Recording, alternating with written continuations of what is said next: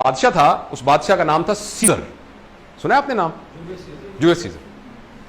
तो उसने अपने पीछे 2 गुलाम रखे थे। वो जहां जाता था वो गुलाम उसके पीछे पीछे होते थे और उनके जुम्मे सिर्फ एक काम था। वो उसके कान में कहते थे, Caesar you are mortal, Caesar तुम फानी हो। और अगर वो भूल जाते थे तो वो यूं करके देखता था, कहते सीजर यू आर मॉर्टल। फिर वो सीजर उसने रखे थे कि मेरे कान में हर वक्त ये कहते रहना कि तुम एक फानी इंसान हो। वैसे तो अल्लाह ताला ने हमारे कंधों पर भी 2 रखे हुए हैं, लेकिन वो समहाउ हमें नहीं सुनाई दे रहा। लेकिन आप खुद एक आर्टिफिशियल अपने कंधे पे रख लें कि आई एम मॉर्टल, मैंने मर जाना है, मैंने मर जाना है। अगर मैंने मर जाना है तो क्या ये इतनी बड़ी बात है कि मेरी गाड़ी में उसका मोटरसाइकिल लग गया और मैंने उस बेचारे की टांगें तोड़ दी? अगर मैंने मर ही जाना है तो क्या इतनी बड़ी बात है कि इसको मैंने अपनी बेइज्जती समझ के और उस बेचारे को बिल्कुल ही सत्यानाश कर दिया उसका? मेरे ख्याल में अपनी जो बन चुकी है ना थ्रेशोल्ड, इस एहसास के अलावा कोई तरीका नहीं है जिससे आप अपने आप की थ्रेशोल्ड को चेंज कर सकते हैं। ये याद रखना कि मैं फानी हूं। कितने लोग थे यहां, बड़े बड़े लोग, ये लोग अपने जमाने के जायंट थे। इस तरह हम किस खेत की मूली हैं? हम किस खेत की मूली? कुछ भी नहीं हमारी ऐसी। तो किस बात पे आपकी अकड़, किस बात की है भाई?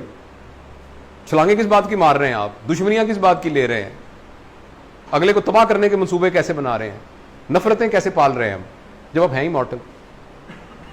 तो मेरा यह ख्याल है कि यह बात अगर हम हमेशा याद रखें, मेरे ख्याल में हमारी जिंदगी की सबसे बड़ी मोटिवेशन यह नहीं है कि हम जिंदा हैं, सबसे बड़ी मोटिवेशन यह है कि हमने मर जाना है।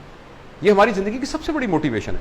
यह इतनी बड़ी मोटिवेशन है कि अगर हमने भरपूर जिंदगी गुजारनी है तो यह याद रखना काफी है कि मैंने मर जाना है। चूंकि मैंने मर जाना है, अभी थोड़ी देर बाद मुझे डाइनिंग टेबल से उठा लेना है, तो मैं रज के खाना खाऊं।